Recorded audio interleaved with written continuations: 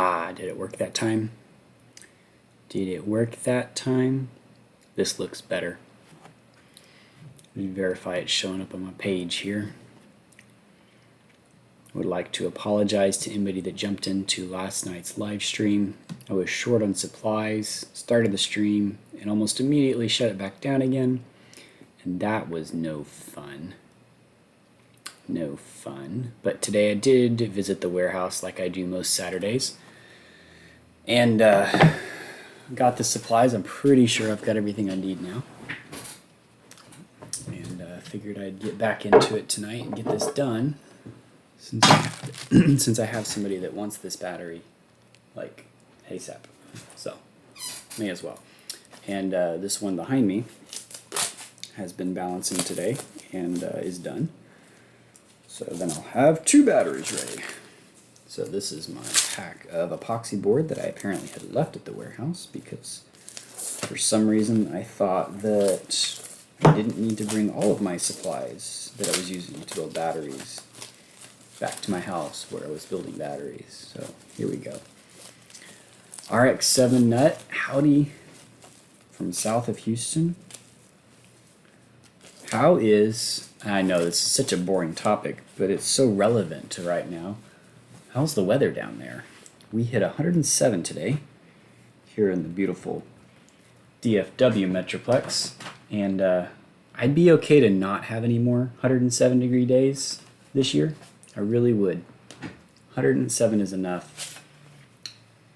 For one thing, it's hot, and with my chosen profession, I do a lot of work in my warehouse with no air conditioning, or very little air conditioning, and it's just a lot when it's 107. 95, I can handle it. 95 is still pretty hot. 107 is brutal, and I do have an air conditioner up there now, so at least that when I'm in front of my computer, I've got some cold air blowing on me. But dang, and it is amazing how much more energy my house uses when it is 107 outside compared to 95. Like, it's got to be 30% more energy just to maintain temperatures inside. And upstairs really doesn't maintain. 98 degrees with 99% humidity. Well, I'd say in that case I'll take my 107. That's brutal. That is brutal. I need to cut these to size.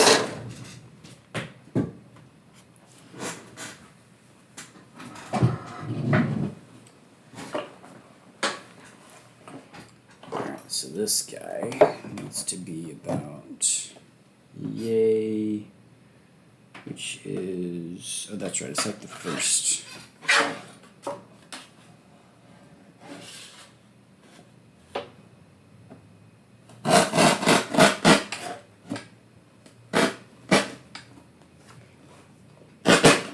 Make sure this is right. Perfect. Yeah, Dan, it's too hot. It really is. It's too hot.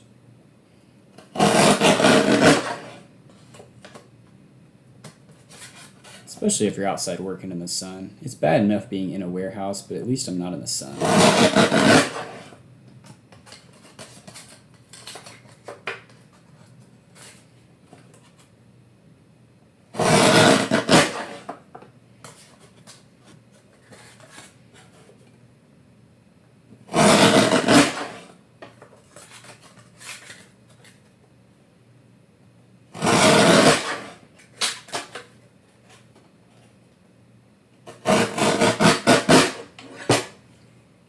It's really small.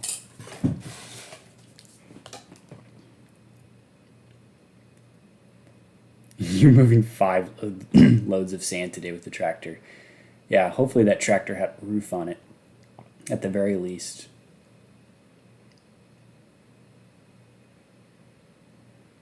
$22.5 kilowatts of grid time. Only half of that's going to the grid. I feel you there. Day like today, I send nothing to the grid. Nothing. So, it's all I can do to make enough energy to to just get past the day. A 3-ton AC, 1.5 ton AC, 3 freezers, 2 refrigerators, and septic water well. Yep. Oh, no roof on the. Oh gosh, no roof on the tractor. Whew. I've got a solar panel on the roof of my forklift, which gives me a little bit of shade when I'm having to be using it out in the parking lot.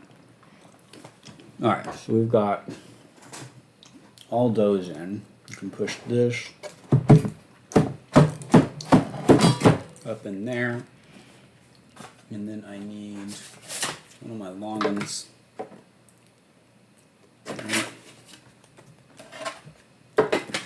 Actually, it doesn't need to be a long one, it needs to be a short one. Only slightly shorter. But I need some rubber on here.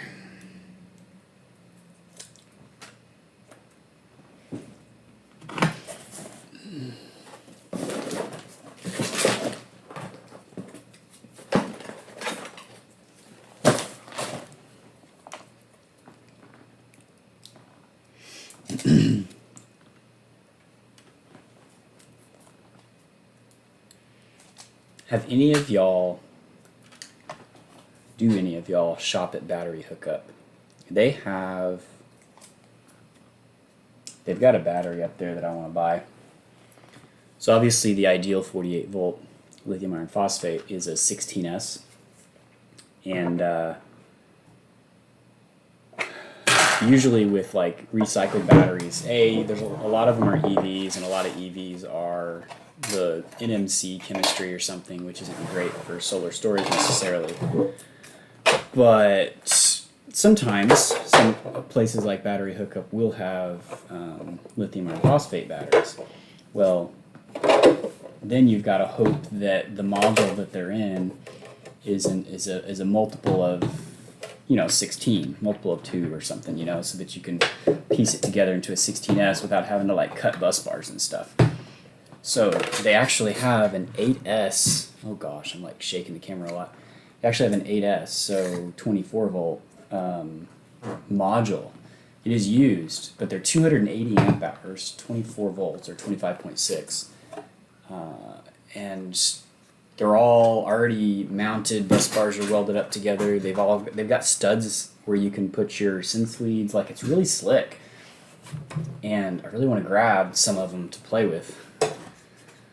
But being my own purchasing department, I only have so much money to play with. But I figured I'd ask if you guys were. I don't know why is this one actually tighter than one? Maybe I'm doing it differently. I should also be verifying I'm putting this in correctly. Yeah. Anyway, I think it's a pretty good deal. They've got them up there for $6.50. You do have to do freight shipping, but I was looking at buying 2 of them or 4 of them, so it would make 2 48 volt packs, and I think the shipping was like $360. What was that?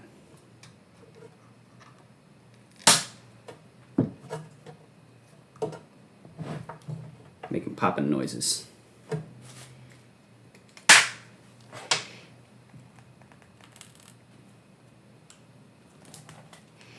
All right, well, that's nice and tight.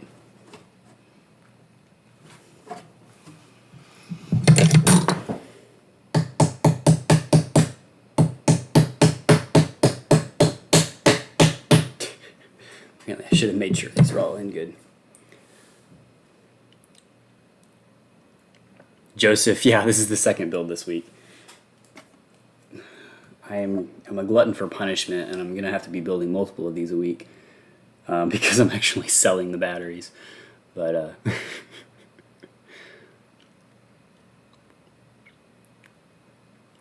RX7 Nuts asking if the $200 hybrid grid tie inverters I have, could I build a battery that would work? Yeah, I've heard people say that you can do it. The caveats, I mean, obviously it's got to be a high voltage. It's like a 500 volt battery. And there's like 2 batteries they list as being compatible. One of them's an LG battery. I think the other one's a Huawei branded battery, which is probably just an LG battery. that has to have the CAN bus communications up to the inverter. So I'm sure it can be done. It's just a matter of whether it's worth it. Because by the time you do all that,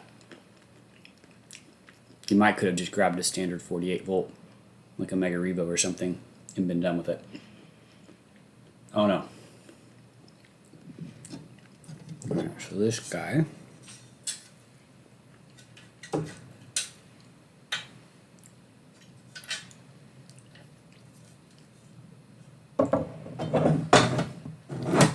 Cut my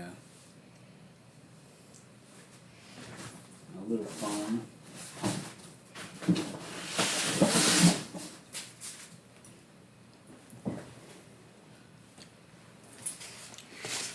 Those Huais are cool inverters, and they can do a lot, because you can even get meters for them to do limit your feed to the grid. But is that actually the right thickness? I think it is. I'm just going to take it as is. I seem to remember finding a problem with the meters. I don't know if they were just expensive or if it was that they were really designed for single phase, not for split phase. I don't know. I don't remember specifically what was making me think that it wouldn't work, but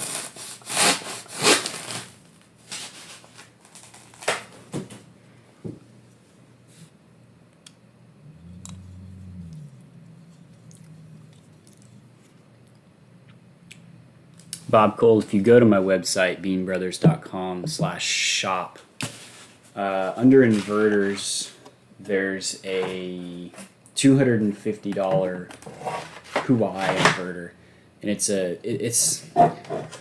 I advertise it as a possible or optional battery backup. The thing is, you have to buy, or in the manual, it states that the battery that works with it is this 500 volt LG battery that costs like $6,000 or something, and so most people will probably just only ever use it as a grid tie inverter. But the inverter's cheap, because I think I've still got like 24 of those inverters that were used, and I've probably got about 200 or 300 optimizers. So I'll run out of optimizers before I run out of inverters on those guys.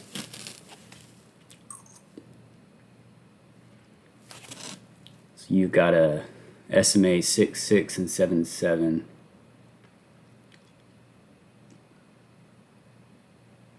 Yeah, having a hybrid in the mix is really nice. Something with a little bit of battery backup, for sure. With that many grid tie inverters, it might be worth looking at a hybrid that can do AC coupling, so that you can take advantage of some of the solar panels you've already got on grid tie. I don't know, in case you were ever off grid in some scenario, like a Solarc or Schneider or something like that. If you did a Schneider, you wouldn't even necessarily have to connect any solar to it. You could just do not that it would accept any solar, because you have to have a separate charge controller for that guy. This is just an inverter charger. But you probably saw my video on that where I got the Schneider set up, and then I just have some in-phase micros that are feeding the battery the Schneider's connected to. Ooh, I really need to get that camera more stable and give you guys seasickness. I wonder if there's a way to.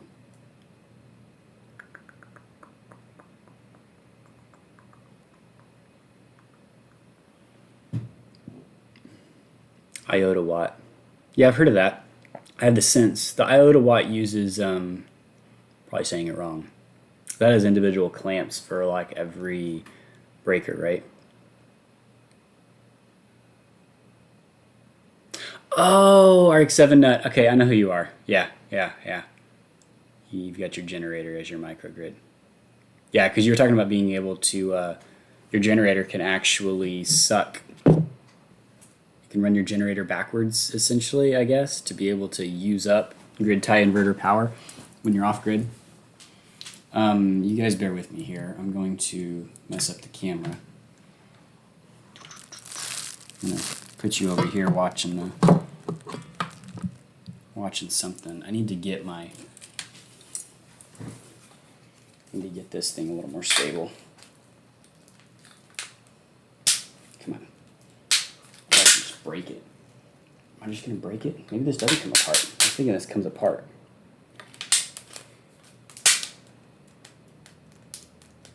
Maybe not.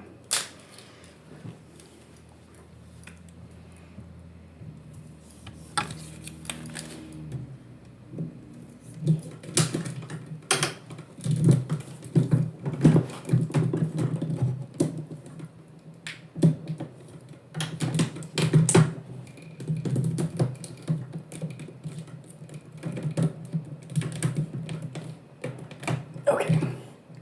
That should be a little more stable. We'll see.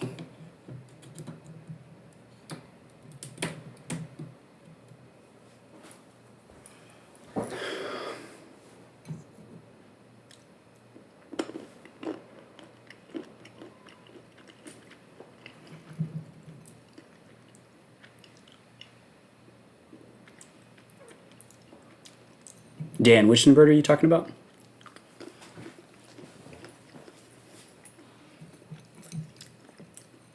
Hope you're not talking about my Schneider. I don't want to sell my Schneider.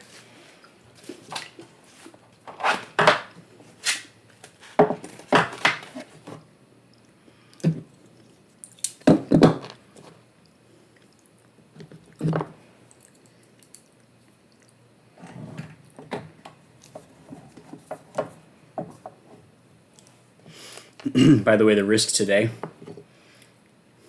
is that I don't have enough black 8-gauge wire. We'll see.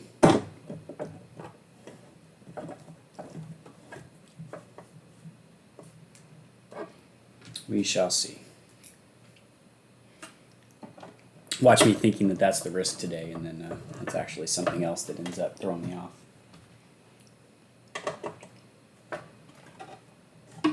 Because I think if I can find all the parts, I've got enough for one more battery after this. That would give me three built at the same time, which would be the most I've ever had built at the same time that I hadn't sold.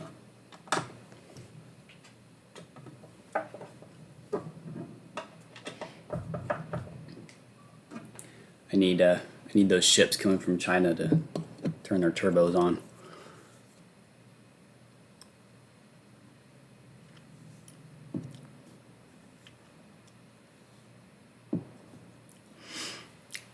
Yeah, Dan, I'm kind of hanging on to my Schneider right now, but feel free to ask me again. I might change my mind.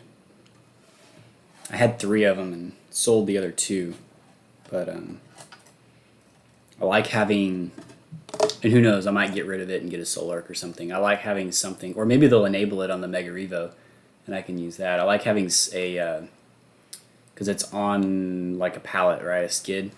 And I've got 240 volts available there, so I could literally connect a grid tie inverter to that Schneider and test the inverter and see if it's actually outputting, because the Schneider will provide the grid forming and the grid tie can feed its power in, and then the inverter charger or the Schneider will charge the battery with it.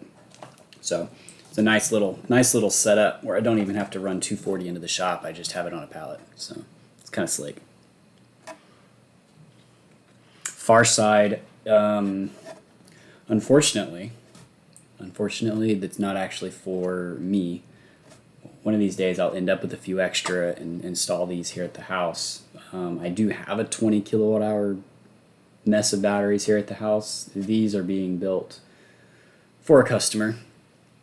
He needed them for his cabin. He's actually not going to install solar yet, but he will.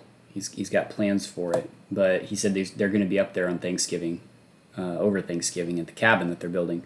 So he wanted to go ahead and get a battery and inverter up there that he could charge with the generator and be able to go for 2 or 3 days. without having to recharge, fire up the generator.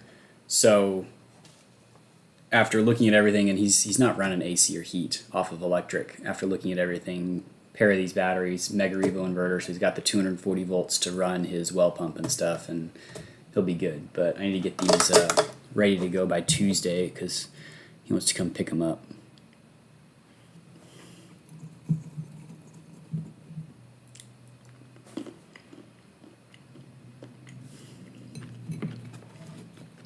Gotta be ready.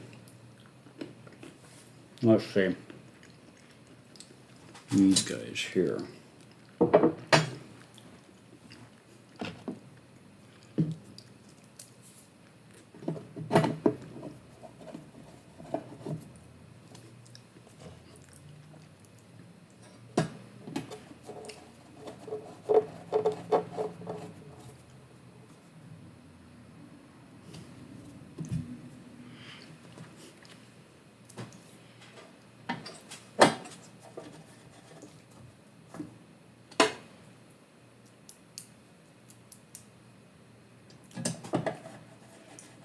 RX7, do you ever do group buys of new panels, or are they usually used?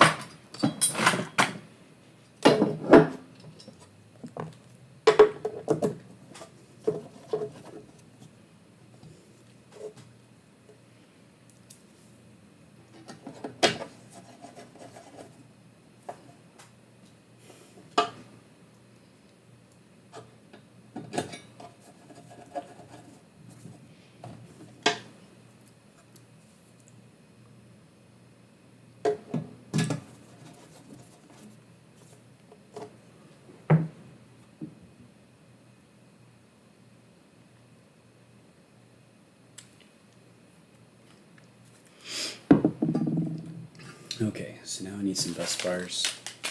I was talking the other day about how I was pretty sure I had enough of the flex bars to make this battery, but in fact I don't. So I will have to use the hard bars, which I don't like as much. It will be okay. If I can remember how these go. I remembered. Where did my, there's my box.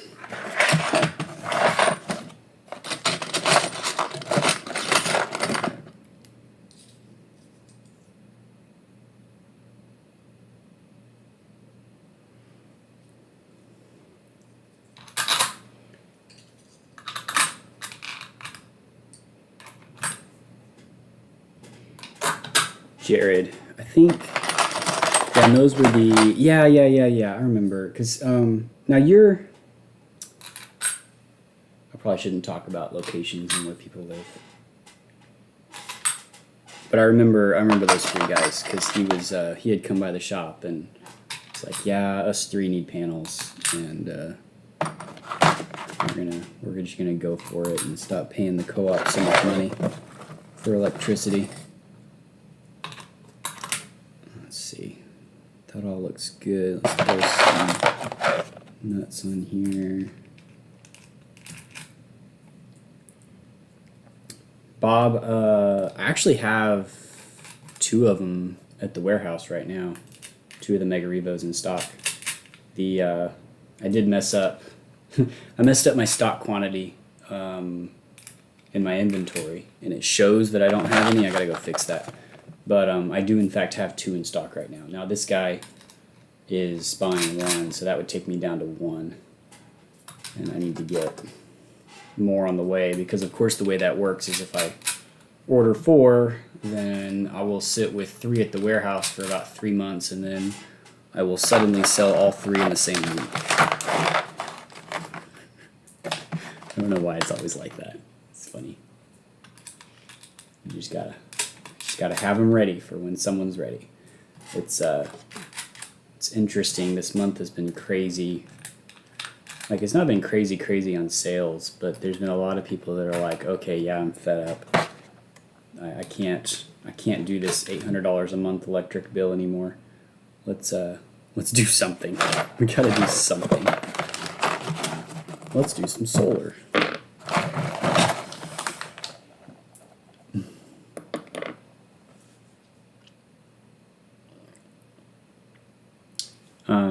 Yeah, those low wattage panels, I agree. They get pricey for racking. And then for the people that can get the tax credit, it makes even less sense to go the smaller wattage used ones. You probably still end up always stocking the smaller wattage ones, but yeah.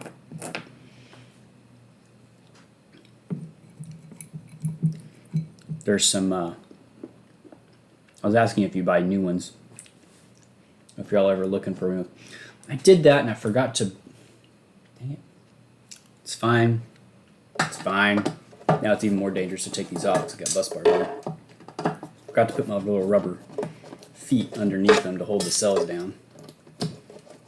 So that somebody inevitably accidentally flips this thing upside down.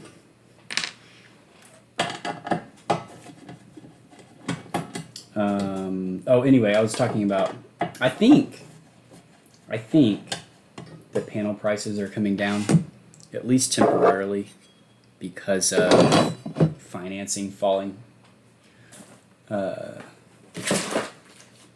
Financing obviously isn't working well right now with solar installers. So I've noticed a lot of containers of panels go up for clearance. They're trying to get rid of them quick because they made it to the States and then the buyer fell through because everything has slowed down. But there's this supplier, this distributor up in New Jersey that has panels, and I was able to get somebody a pallet shipped directly to them because obviously that's ideal. But then I bought a couple pallets and I'm going to be able to sell them for like 45 cents a watt after having shipped them to my warehouse, which is pretty slick. So, but I think the guy that I sent a pallet straight to him, I was able to sell him these brand new Trina I think they were 390s. Right now it's the 385s that are available. The 390s ran out for like 45 cents a watt delivered, which was pretty slick.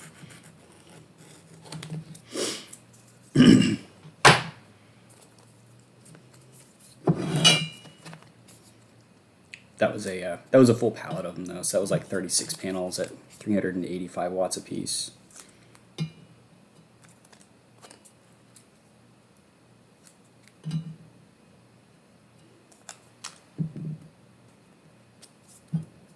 Yeah, let me know if it makes sense. I'm also I've got dibs on, like, you probably know I've got those Halene 490 watt panels right now, the grade B panels, so they've got cosmetic blemishes. I've also got dibs on some 365s that'll be grade B as well. So I don't know if they're bifacial or not, but those will be some nice panels when they show up too. But that might be 2 weeks from now or 2 months from now. I don't really know. I don't know that my guy knows either. And I'm not sure exactly what the price is going to be on those. Honestly, it might not be much better than the Trinas. Trinas are just a limited time thing. Last I checked, they still had like 350 of them, but I'm sure they'll go pretty fast.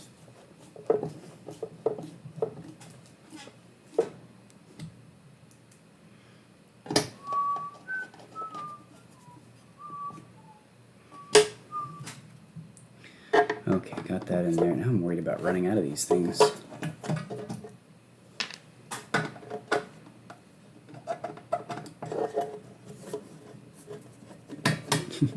Winter's a good time, especially in Texas where it's relatively much warmer in the winter. I always feel bad for the people up north when all of their projects and economy kind of shut down for the winter because, the ground is frozen. Like, what are you going to do? The ground's frozen. You can't really... You need to go trench some new electrical with frozen ground.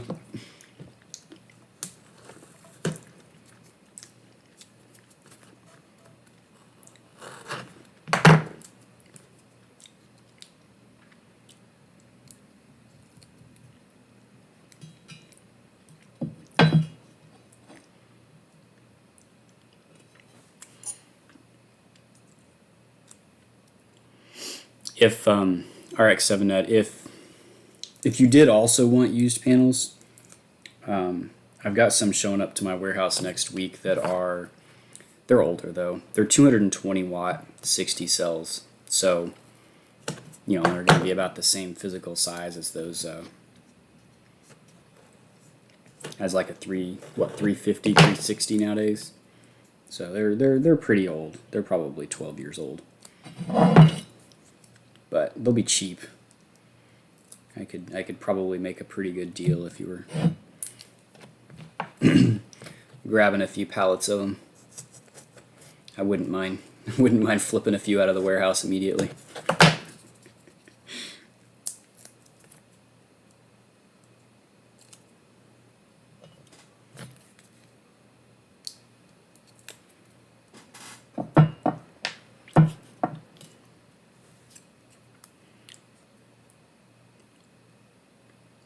That's cool. So you've got a Facebook group for your county. Very cool. I know I get a fair number of people that are like, oh yeah, such and such told me. And I was like, I wish I knew who that was. Maybe it's you. But I'm horrible at names. I'm just really bad at names. So when they tell me it was, such and such name, I was like, sometimes I try and go look it up in QuickBooks or something where I've got people, but of course I think with your buy, I don't know who it is that I actually put the sale under, because I think it was 3 of you purchasing, and then we ended up putting it all under one name, and so definitely wasn't confusing at all. If I wanted to go back and see what actually happened.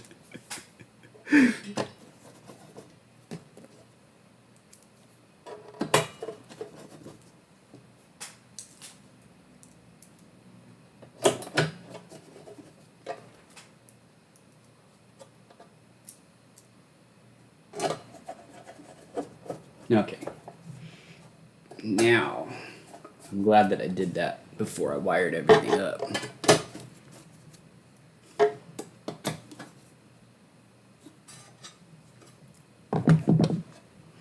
Hey, Alfonso. Yes, it is live. And now you know because I addressed you.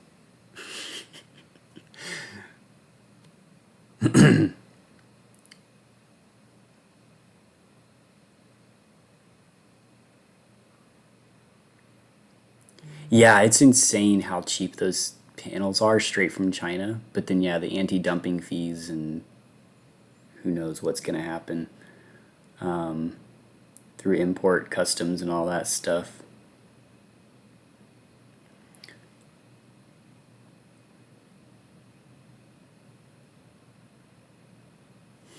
I really appreciate the business. My business wouldn't exist the way it is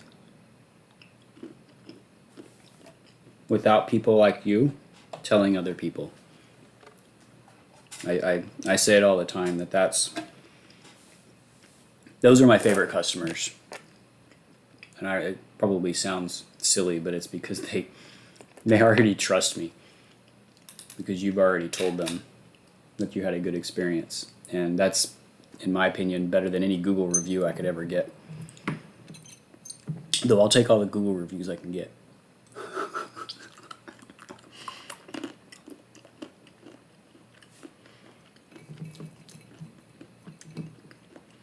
Okay.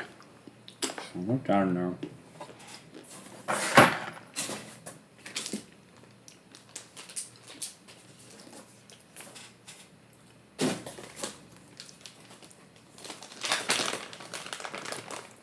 This tells me that I've got 2 more batteries to build because I've got 2 more wires left.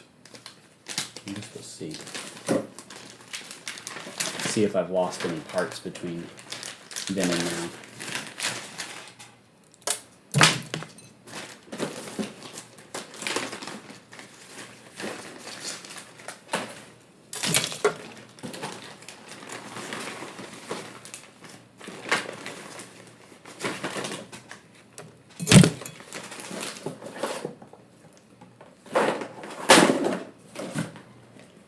Alright, this is number 4. I said this the last time I built the battery. I would not recommend plugging your leads into your BMS and then wiring them up, because you don't get to verify it before you plug them in and smoke the BMS because you miswired something. So I'm living on the wild side, but you've been warned. I'm doing this with the risk of blowing up my BMS if I touch a wire the wrong place. So this will be my main negative. And I need, oh, watch me run out of ring terminals. That would be hilarious. Because I've got a boatload of them up at the warehouse. And I was actually running low here.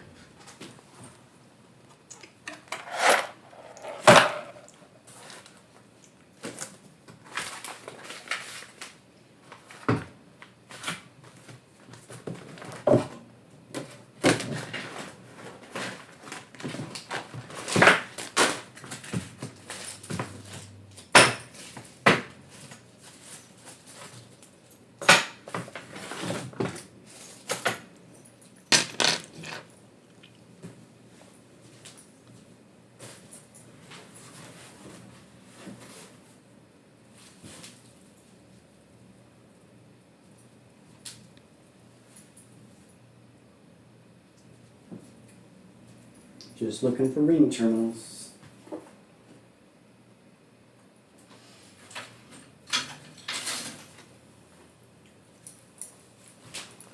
I got lucky. I don't know when I put that bag on that shelf, but that is a shelf that I used years ago when I was building batteries here at the house personally. And look at that. Look at that. This makes me happy.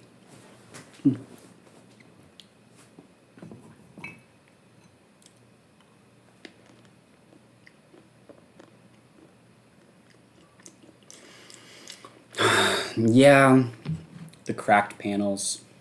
We have multiple people up here in the Metroplex that sell the cracked panels too. One of them even goes so far as to seal the panel before they sell it, and then they're selling these 400-watt cracked panels for like $100 a piece, and it's just like, I don't know. As a professional that's selling panels, I just don't know how they can do that in good conscience. And I don't even mind so much that it's going to stop producing once it rains. I more mind that somebody's going to take them and put them in series and end up with a safety issue when you start getting voltage on the frame. That would just, it would freak me out. Couldn't do it.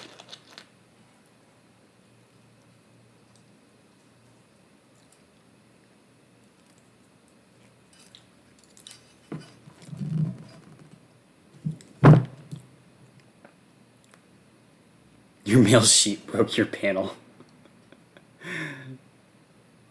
Oh, that's hilarious. He headbutted it because he saw his reflection in it. That's hilarious. Alright, look at that. One wire down.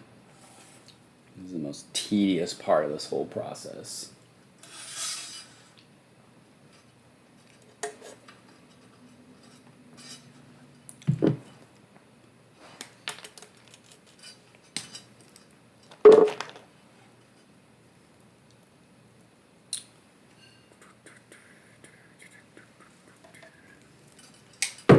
This is the part where we speed it up, right? And then I just do all of this in about 2.5 seconds, and we come back to me having a completely BMS Sense lead wired battery.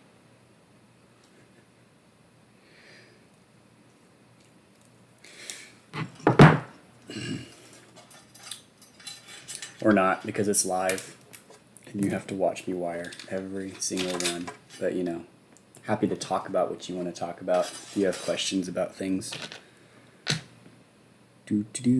Just know that you'll be exposed to everybody else listening to the question and answer.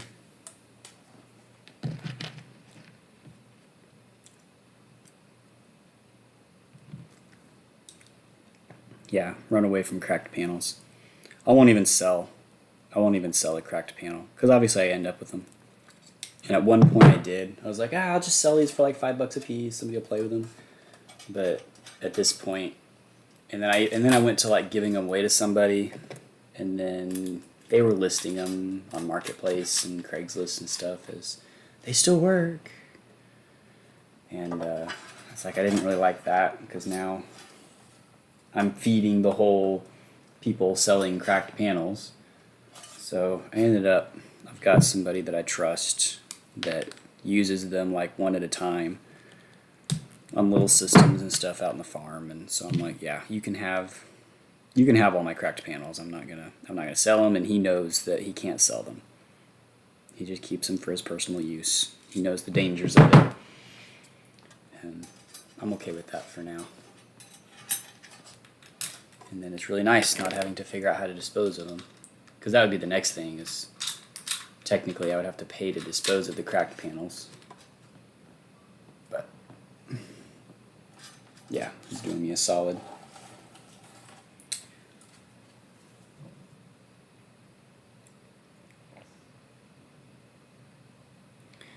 DC side surge protection. I'm not laughing at the question. I'm laughing because I've definitely. This is a valid question. So there's the obvious things, right? Like if you look at Midnight Solar and their combiner boxes and their products, for years they've offered the lightning surge arresters and stuff. It's just been like a standard fare. But then you look at like modern grid tie systems, and you've got these high voltage strings, and they literally just run straight into the inverter or through the optimizer to the inverter, and there's no protection there.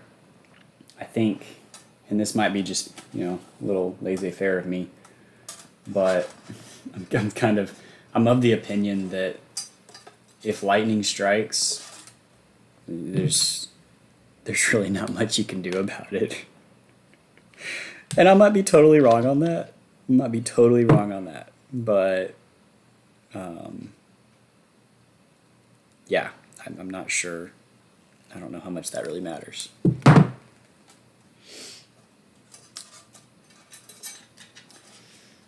Then again, if it gives somebody a peace of mind to put a surge arrestor in, then go for it. And if I was a true prepper, I would do everything I could. Whether it was a lightning arrestor or some other surge arrestor, like, maybe it'll protect me from something and keep my power on longer than it would be. But I also just kind of look at the NEC and what they do, and if they don't even require it on grid tie systems, then I'm curious how it comes into play.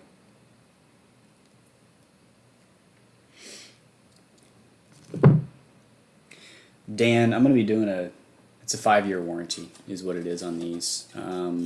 I did write up the specifics. It should be up on the website under the actual battery listing, but I kind of looked around, and not that I try and just copy everybody, but it's pretty industry standard to do 5 years, so I figured I'd do the same, provide a 5-year warranty, and of course it's got the standard,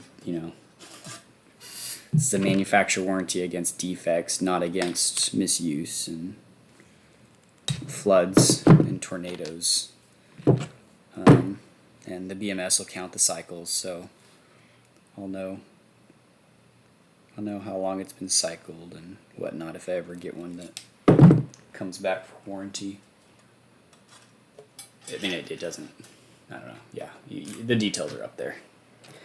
It's one of those things. I'm happy to warranty it as it is. I probably warranty things a lot more than most people do because it would cost my business too much to start being nitpicky about things. I just send someone a label and say, sure, send it back. I mean, that's a little harder with batteries, but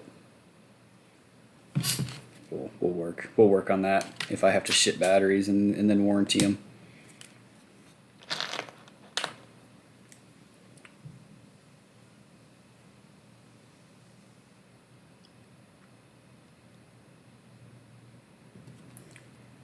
Yeah, panels, aluminum panels mounted to a metal building. I imagine that would be just a massive lightning rod. Do you know if any lightning has struck it? I don't know that I've ever had lightning strike my house to date. Not that it won't. I think probably living in the city, I'm less of a target though. If I'm in the country with miles of nothing and then my house, I figure probably a lot more likely to get hit.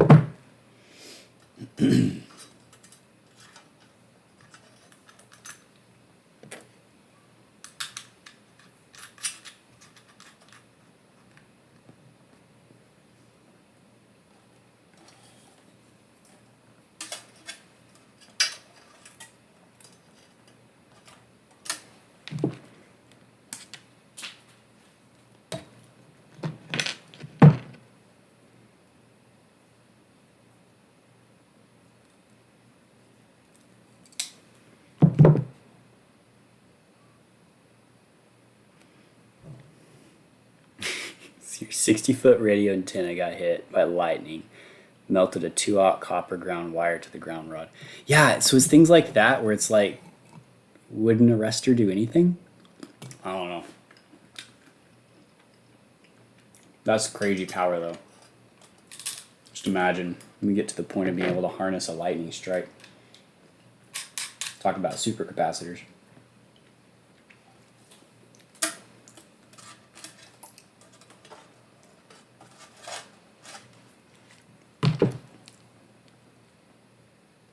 None of your ham radios were damaged.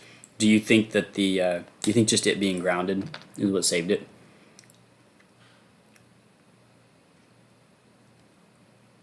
That is pretty crazy that the radio tower got hit and your ham radios were fine. That's pretty slick.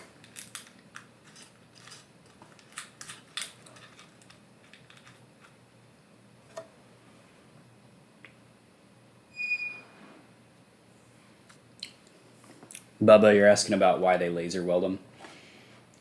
It's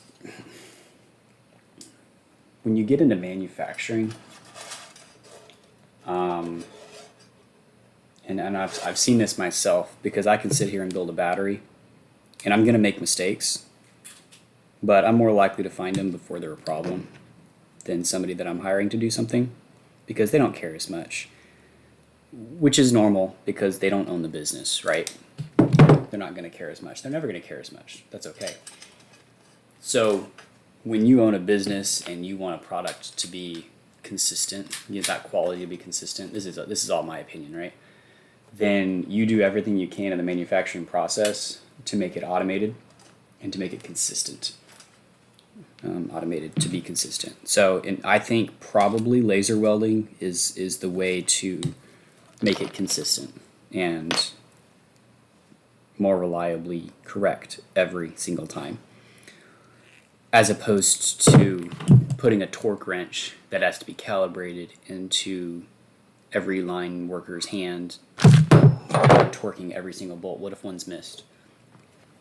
What if on every 12 batteries somebody mistorques something and then it gets shipped across the sea, and then it just becomes a mess, all because someone just didn't torque it down all the way. Where if you were laser welding it, it's much more reliable. That it's going to get done the same way every time. That's my opinion. So I don't think it's them trying to make it harder to DIY. I think it's just the reliability and consistency.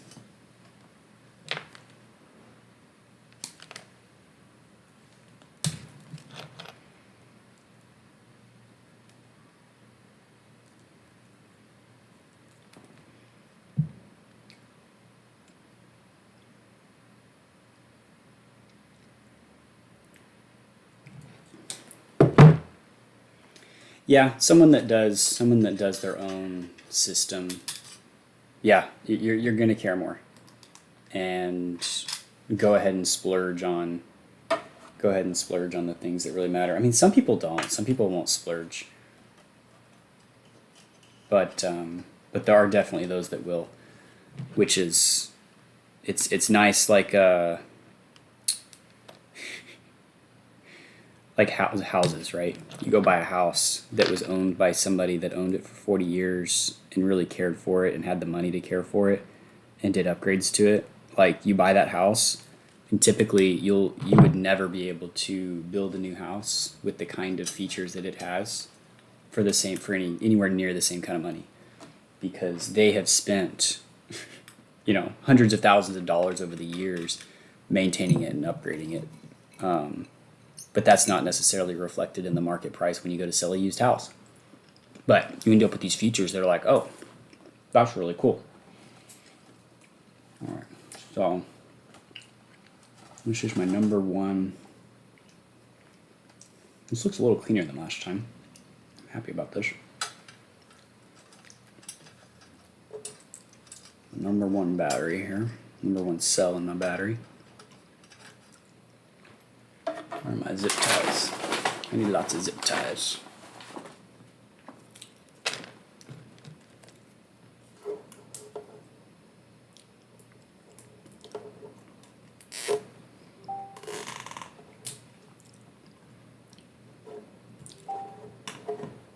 I think somebody's trying to buy some solar panels from me.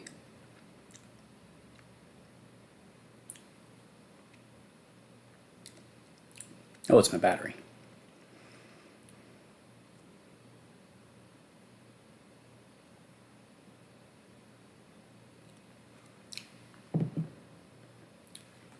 You have a great evening as well. Thanks for stopping by.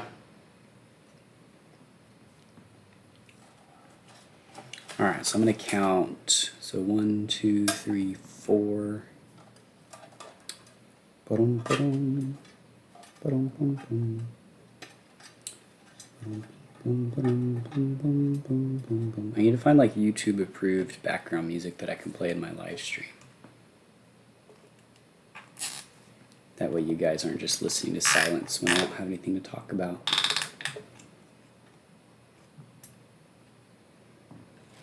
Alright, number 3, temperature sensor. 1, 2, 3, 4, 5, 6, 7, 8.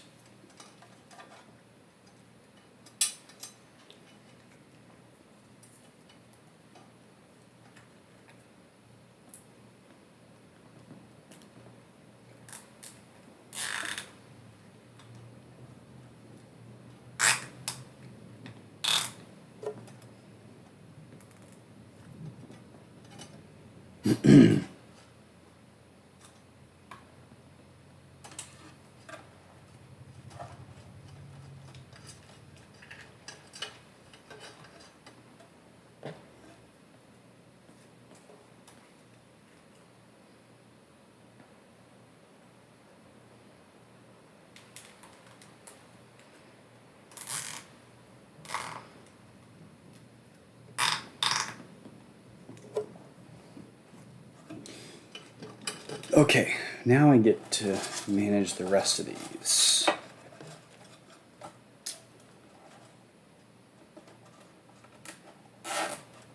Make it all look pretty.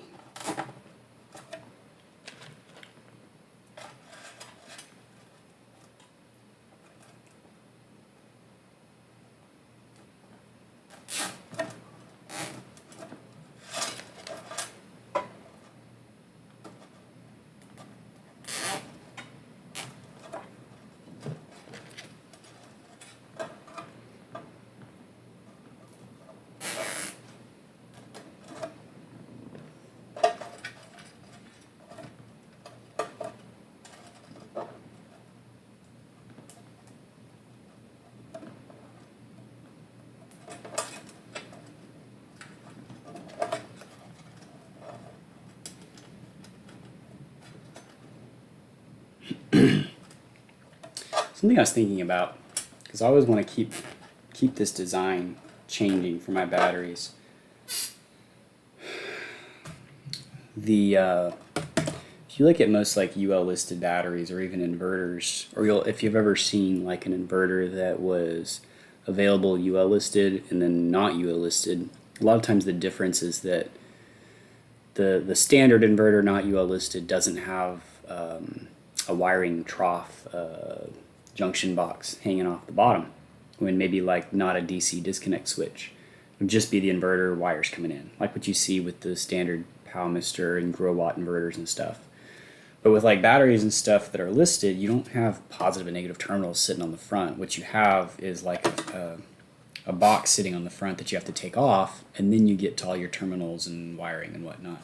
So I think it'd be kind of cool to go ahead and build one that has that internal wiring, and then you literally just have a couple of holes where your wire comes in. So you would have your positive, negative, and communications coming in one side with like grommets or something, instead of it all just hanging off the front. I don't know. I was just thinking. Here I am thinking out loud. And actually all kind of fell into the trough there.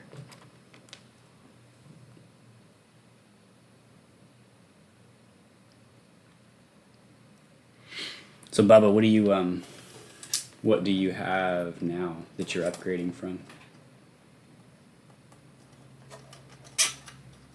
I was talking to someone today that's got a 12-volt system, and he put a bunch of 12-volt lighting and stuff in his house so that he does not have an inverter on that setup. And then his next step is to build a 48-volt system to run the things that have to be run an inverter, like the furnace fan for the heater in the house, and the lights and well, actually he said the lights were already LED, but there might have been kitchen lights, and the igniter for the stove top. That's gas, but you got to have that 110 volts to get things going, at least to make it easy to get going.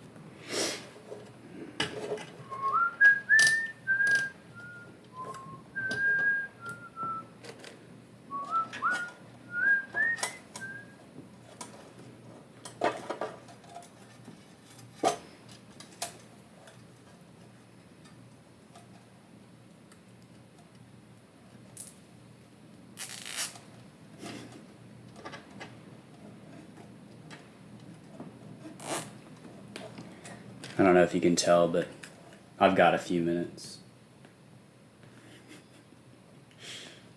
Suppose if I build these things 3 times a week, I'll get faster and faster at them, but it takes time to do something right.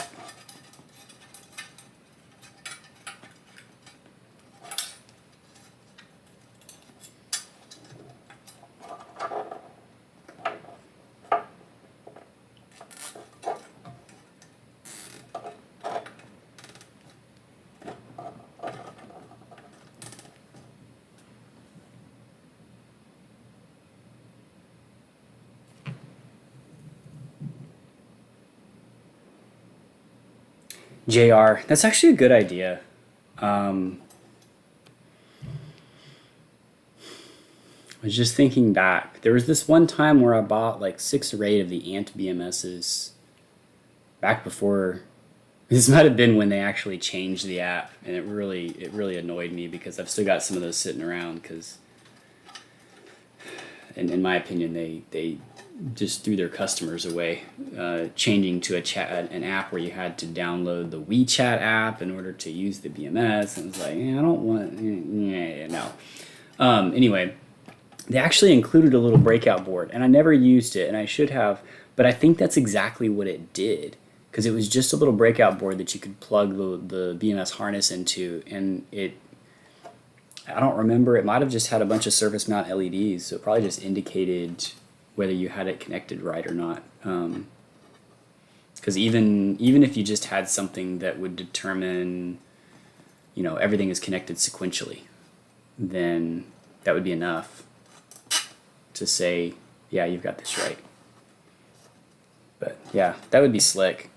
That would go back to one of those things where it's like, I kind of trust myself to do the wiring because I've done it so many times. And if I blow something up, then that's on me. But if I ever paid somebody to do this, having tools like that would be really helpful because I could create a process, and it's going to take them longer to build a battery than it would me. But having those kinds of tools would enable them to do it reliably and without blowing things up.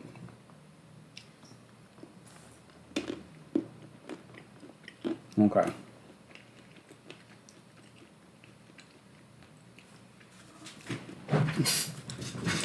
Thing's heavy.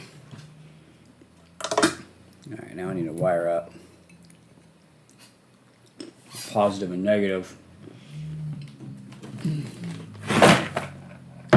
Let's do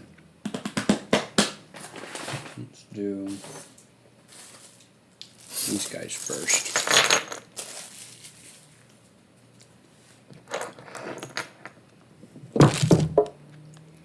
So we're going to go from a negative terminal over to here.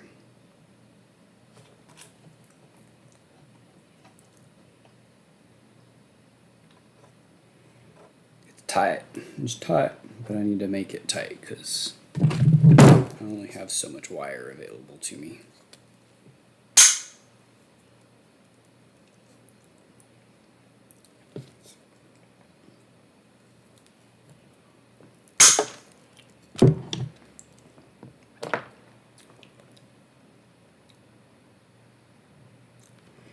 Hi, Sleem Solar. Yes, these are the same ones that are on my website. That is exactly what they are. I don't have it now, but I had TikTok on my phone. I always thought it was cool. This is not really related, but it is. It was cool, the people that would like pack orders live on TikTok. I thought it was kind of cool. It's an interesting way to like interact with your community. And I was thinking about that in the sense of like building batteries like this, because I could totally have some sort of a serial number on every battery, and you could go purchase the battery that you watched me build, and then you know exactly what it looks like on the inside because you watched me build it. Okay, I need my crimpers. This is currently set up for 4 gauge. So let's crimp our 4 gauge first. Uh-oh. There's my 4 gauge. Here we are. And welcome to the channel, by the way. Thanks for tuning in, Sleem. Okay.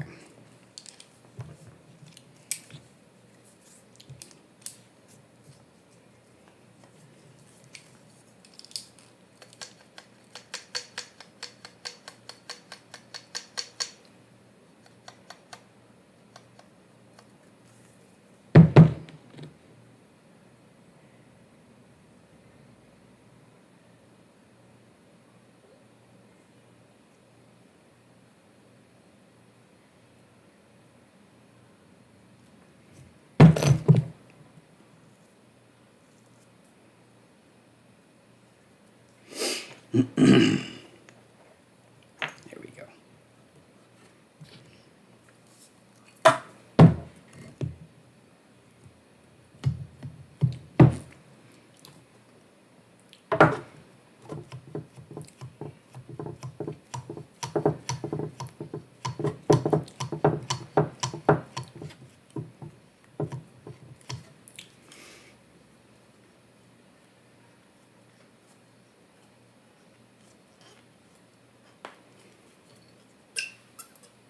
Thanks. I try to put attention to detail to what I do, and even though I'm not the OCD one in the family, it does give me joy to look at something and see that it's not a rat's nest. I have done plenty of rat's nests in my day, and I'm sure I will in the future as well, but I try.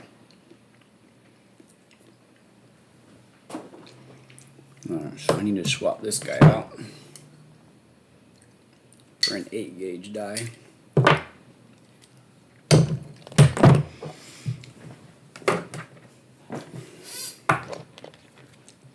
That's a 2-gauge. Where'd my 8-gauge go? 10, 8.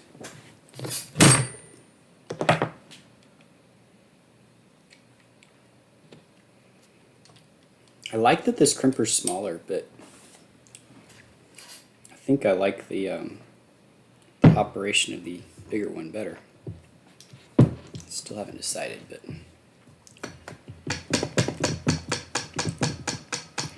a benchtop one would be nice instead of a handheld. I've seen pneumatic ones, but I don't have an air compressor in here, and that would probably be loud. Okay, so if that's, yeah, I'm going to flat in there like this. Shoot.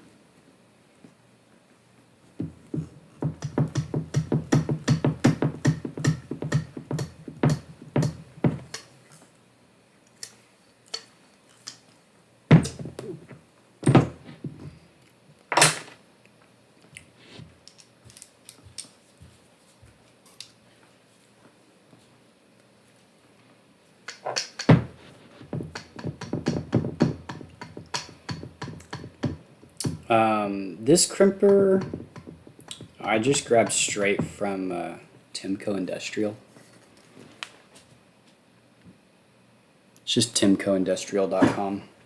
I'm sure they've got stuff on Amazon and stuff too, but might be less expensive just to go straight to their site.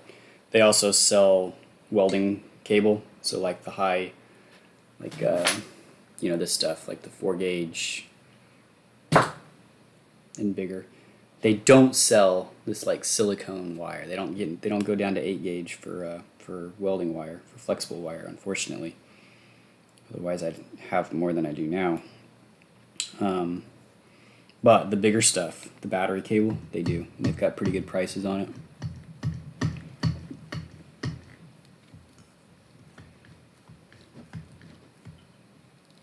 they ship pretty fast too. The crimper took a little longer than the wire, but they usually get it out the door pretty quick. Okay. Now I need my heat shrink.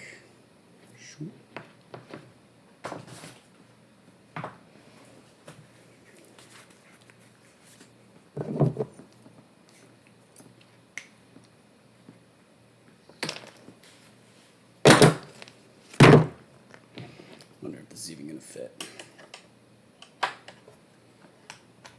Oh yeah, that'll be fine. And where's my bigger heat shrink?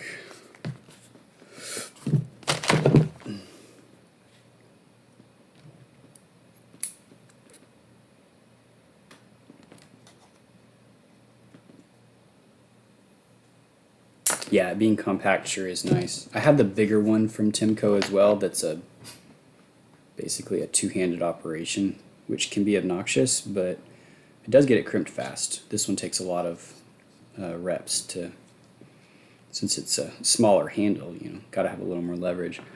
All right, so Bubba, we're talking about your stuff. So you came from the prepping side, food storage, chickens.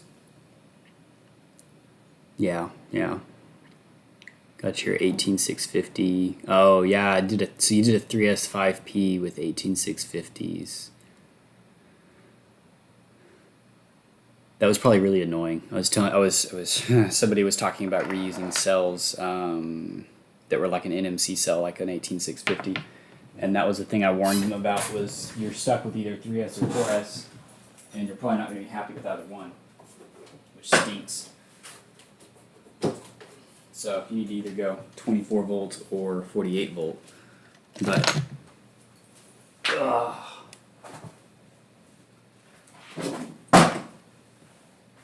or just skip it and go lithium iron phosphate.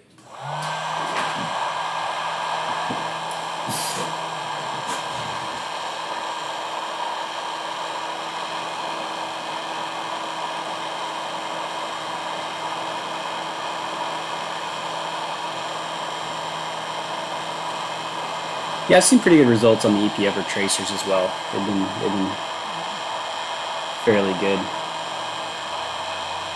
I let somebody use mine, and he decided that that was the one that he wanted to keep, and so now I don't have one anymore. I think I paid like $300 for that thing, which is crazy because I've usually just used the cheapo charge controllers for $100 or something. But I had to see if it was really that much better. The one thing I don't like about the EPFers is their interface, the M250. I just don't like it. It's just hard to use. It does have more settings than a lot of the lower cost controllers though.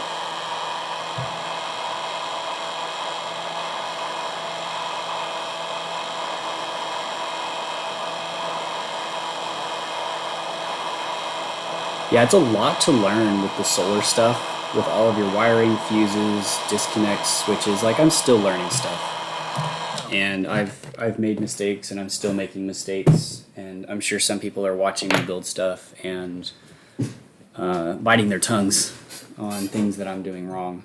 And I try to learn. But it's also hard to take advice from somebody when it's unsolicited. So some people probably just bite their tongues because they know that if they speak out and tell me that I won't do anything about it. But if I figure it out on my own, I will. Where are my... Oh, there's my screws.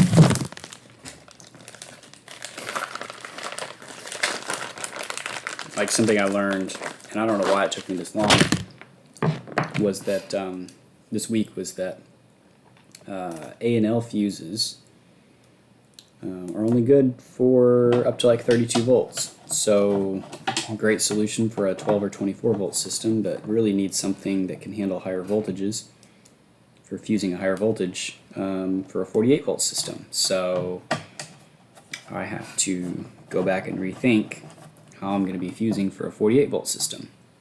Maybe go invest in class T fuses or something, in fuse holders and whatnot. So it's just a whole rabbit hole I need to go down to figure out.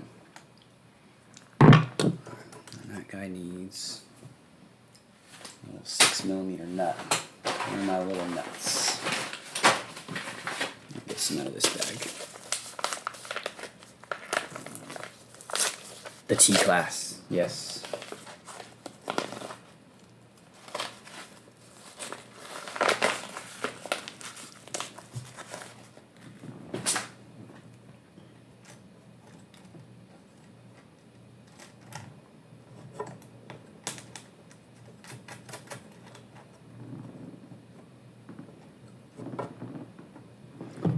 Okay, so now I need my positive. Oh, I guess I still have another negative wire to do because I got to get from. You guys can't even see what I'm doing. I should have it set up to where you can actually see. What's the point of live streaming this if you're just watching me? Here's my old ugly mug. I don't know if you can tell, but it's kind of heavy. Alright, so I'm going to see if I can angle this down a little bit. Of course, then you can't see me either. I really need better lighting in here too. That's better.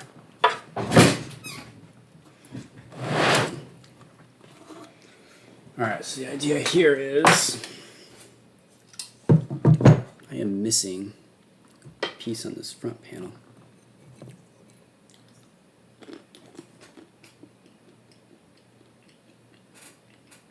I wonder if there's any other pieces I'm missing.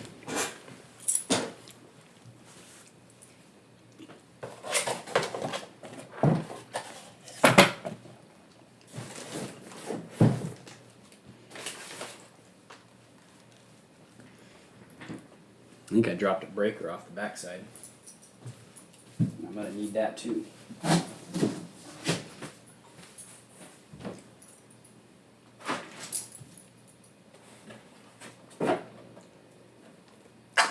There it is.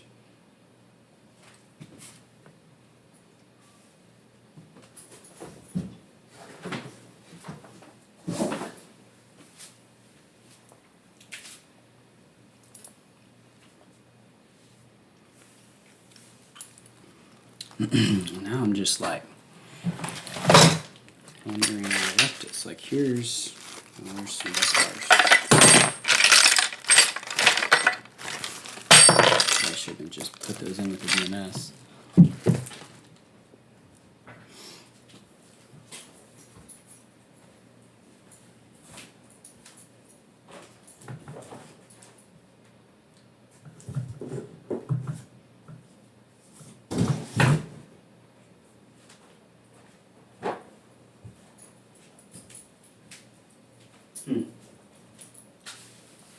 It's very curious.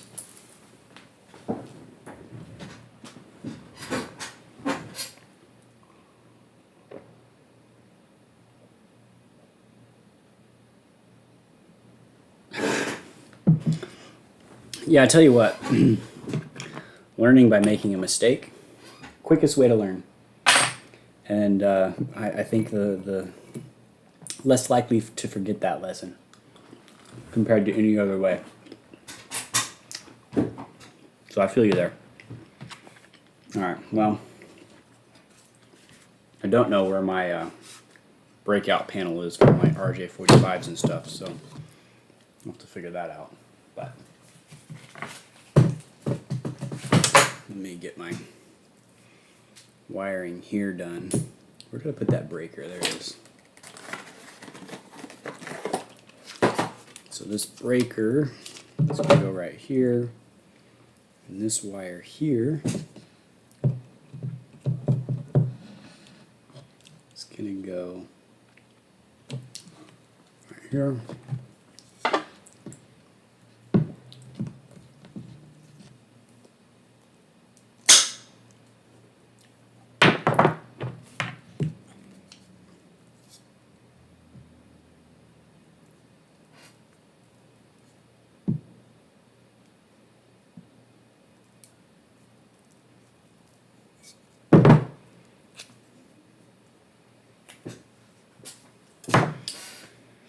Alright, I need another 4-gauge 1/4-inch terminal. Where did I leave those? Right. Yes, experience is a good teacher, but also bitter. I agree. And I need to swap this guy back out for... Why did I move... So ADHD. So this already has the 8-gauge crimper in it. I need to make some 8-gauge wires to get from here up to my negative battery terminal, and I am hoping beyond hope that this is enough wire to do it. And I think it'll be just enough. I'm just gonna cut this in half, and we're gonna hope and pray.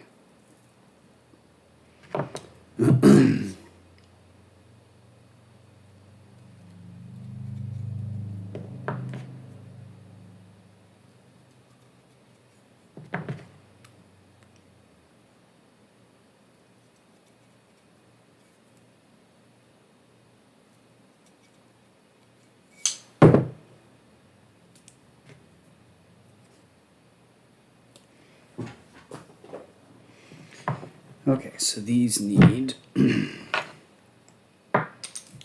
dudes.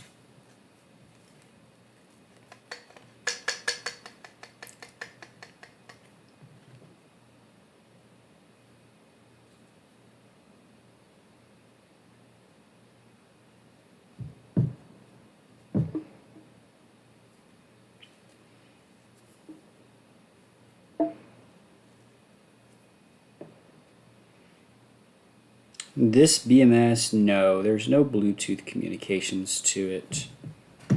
The best I have for that, and I think the reason they kind of don't, well, the new Seplos one, sorry, the new Seplos one I guess has BMS, so they are catching on and adding that type of thing. But the way I've got mine set up for my house, I've got one of these. And since the inverter gets all the battery information, then whatever communications I have to the inverter can then see the battery stuff. So I've got Solar Assistant running on my Mega Revo, and I've got CAN bus down to my battery. So now in Solar Assistant, I can see cell voltages and whatnot. Now it doesn't give me, it is somewhat limited. I don't know how much it's limited because of the Solar Assistant software, just not showing it all, or if it's based on what's coming across CAN bus or what. But like, I don't have all the cell voltages. I'll just have like highest, lowest, and average kind of thing. But it will show me all the batteries, not just one of the batteries. You can also do even if you don't have communications between the battery up to the inverter. I set someone up with an inverter that didn't have that communications, but I did run RS485 from the battery. And there was two batteries, so from the two batteries, the master battery over to the Solar Assistant. So the Solar Assistant was able to read the data directly and show the accurate state of charge and cell voltages and whatnot, even though the inverter didn't have that information. So that was slick. I'm looking for this guy here.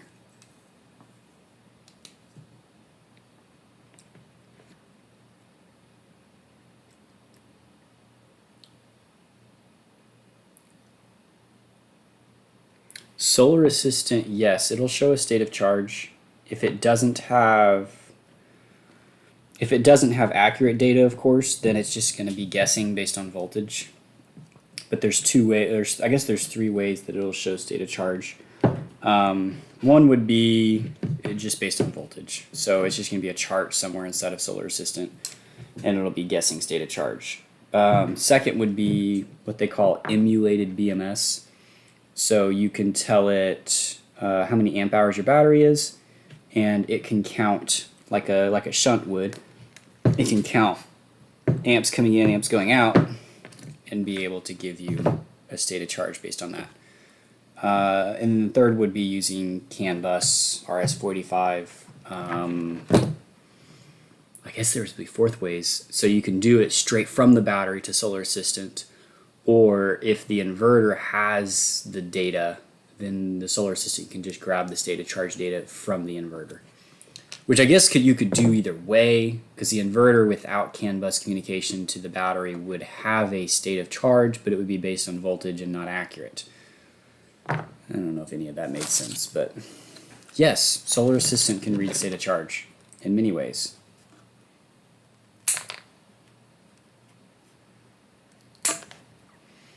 And it's so universal. It's crazy. Because it works with so many different products. Everything from your Palmister, your GrowWatt, to your Mega Revo, to your Solarc. I think some people had even got it working with like Schneider, the ZAN bus communication and stuff. Let's get this.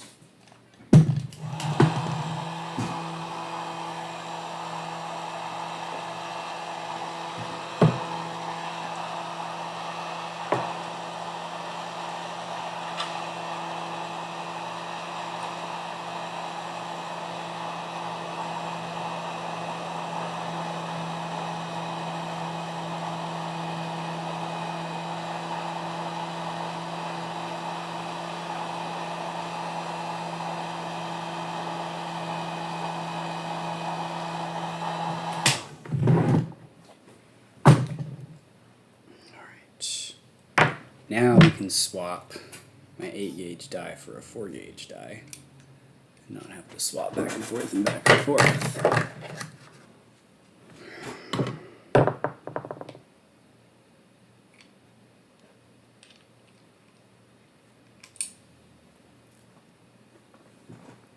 Where did my 4-gauge terminal go?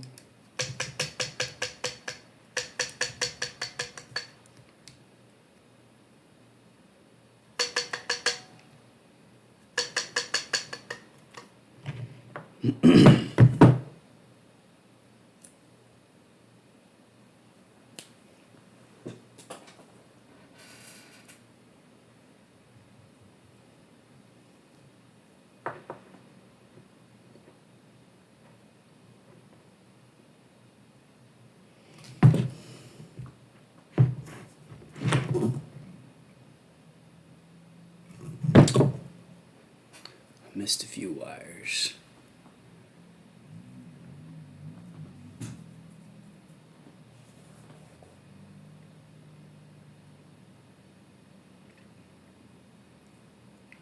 Yeah, in that case, if you've got 5 of the EG4 batteries, then you could certainly. Now, I don't know if they could communicate to the charge controller as well as to the solar assistant at the same time, but maybe the charge controller can communicate with the solar assistant and get all that data to solar assistant, and the charge controller also has the data.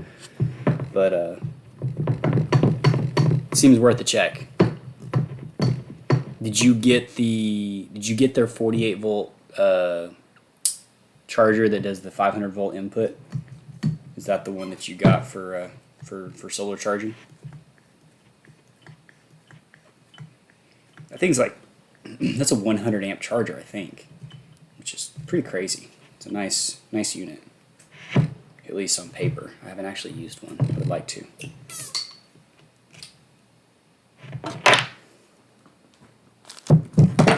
Okay, so we got that. We need some heat shrink.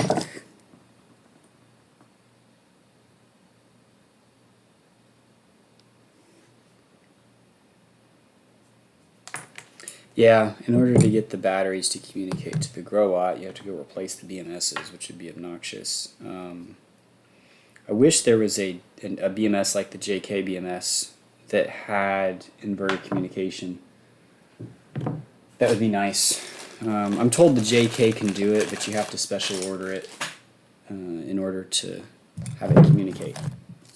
But I think that would be cool, because there's a big following of people that like the JK BMS, and if it also had inverter communication, that would just be one more thing to check off the list. If I had the funds to go order the 200 minimum order quantity or whatever to get it to do the communications, I would. And then go advertise to everybody, hey, I got JK BMS that'll communicate.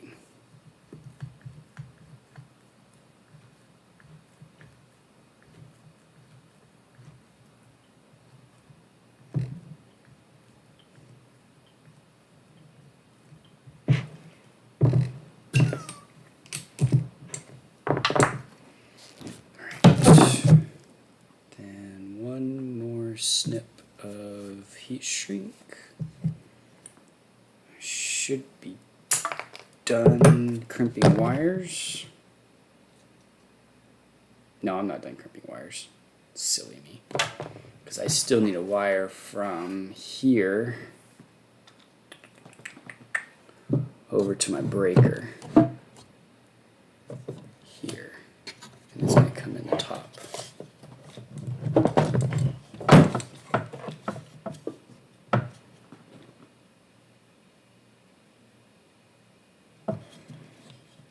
They've actually done a pretty good job about communicating between inverters and batteries. It's just that a lot of the BMSs that we can get a hold of don't have communications at all, or like it's just Bluetooth. They don't have the CAN bus, or it's CAN bus that's made specifically for communicating to their screen or whatever that gives you data for the BMS. When a manufacturer like this builds a BMS, it's got like 8 different protocols that you can select: PylonTech, Growatt, Pace, and so they've kind of emulated all the other manufacturers of battery, which means you could connect it to basically any inverter that is supposed to be able to connect to a battery. Same thing with like Seplos. They make a similar BMS to this, and they do the same thing. They've got their Seplos protocol, but then they've got a bunch of other protocols that will also communicate. Just got to select which one.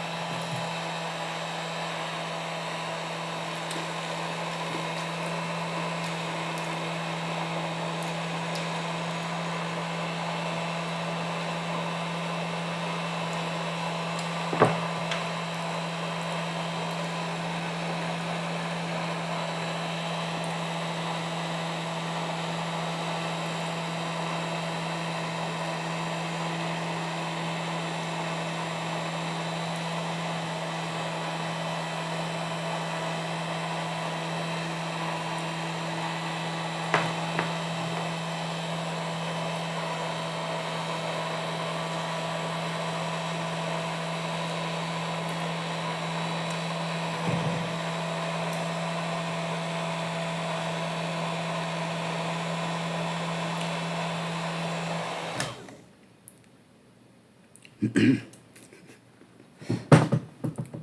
get those dishes clean. Alright, so this guy is going into here.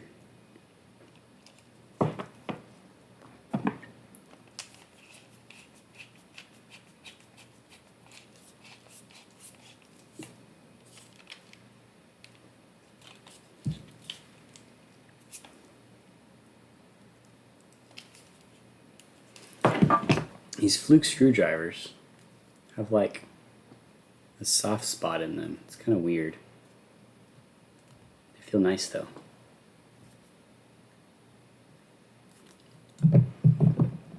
It's a made in Germany screwdriver. That's crazy. Okay, so this guy's going here. Oh, I gotta have the other one screwed in as well. You have to screw these things into the breaker before you install the breaker. Because of where the screws are.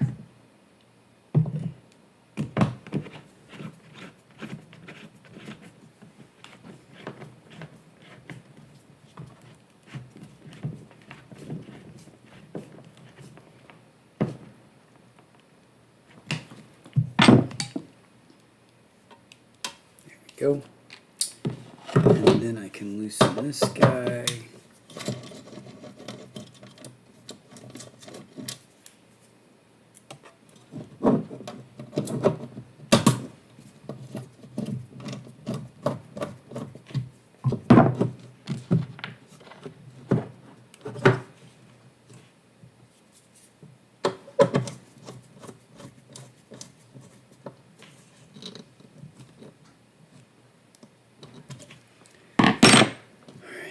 And then I need my little breaker holder. Oh look, my breaker holder.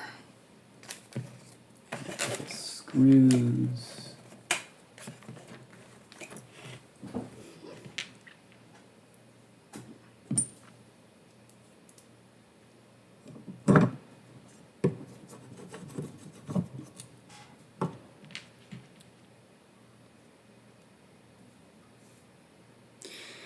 Yeah, ferrules on my list. I need to get ferrules that I can crimp on the ends of these wires before they go in here.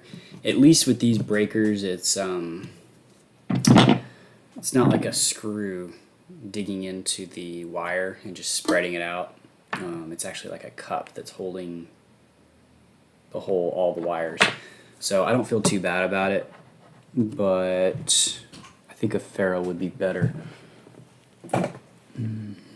Okay, I don't know. I don't think this is the right guy.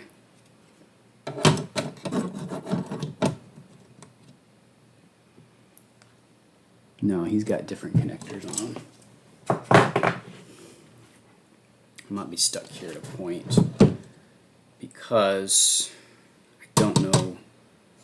I've obviously got two of these things missing. I don't know where they're at. Let's see. I need little BMS negative terminal screws here.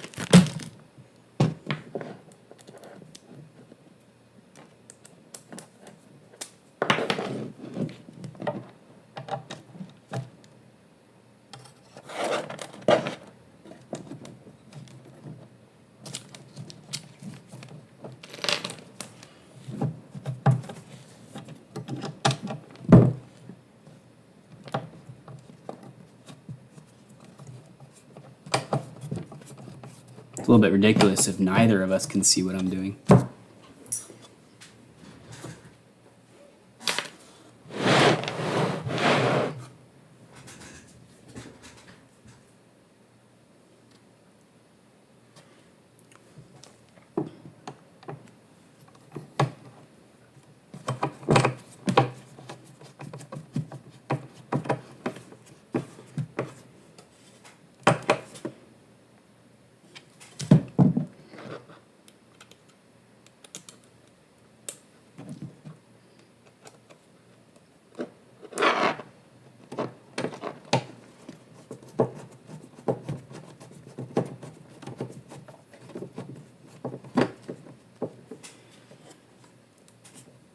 All right.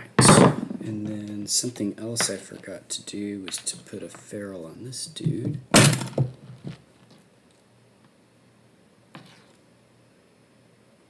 This is the main positive to power the BMS, so it doesn't pull power across a sense lead. It pulls it from here, probably to have more accurate representation of the most positive lead.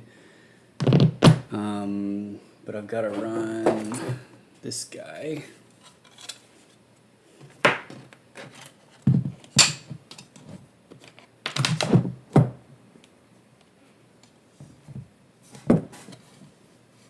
Oh, but I can't do this yet. You know what?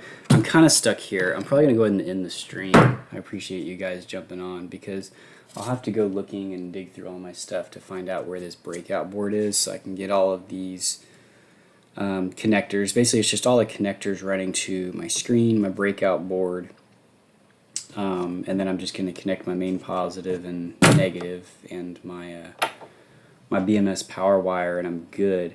And then, in case you're wondering, the next thing I do is I have an active balancer because you'll notice I didn't top balance these cells, and I don't ever top balance my cells because it would just take too long.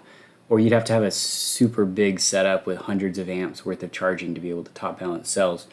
So I just assemble it. I throw an active balancer on with little alligator clips onto all of my cells, and then I just put it on the charger. And then the next day, it'll be balanced out. This last one that I did, I had some cells from a previous shipment and then some new cells, so they were further out of whack because they had been tested and discharged at a different date and maybe to a different level. So it took about 2 days for it to get balanced out after, I put the power supply on it. But usually it'll just be a couple hours. Once it gets full, couple hours, it's top balanced, good to go. I can pull it off the bench and go in through the settings on the BMS, make sure everything looks good for how I want the battery to be shipped out. It'll be good. I have to go snip my zip wires. Zip wires? My zip ties. Snip my zip ties. But yeah, that's it for tonight. I appreciate you guys jumping on, and y'all have a great weekend.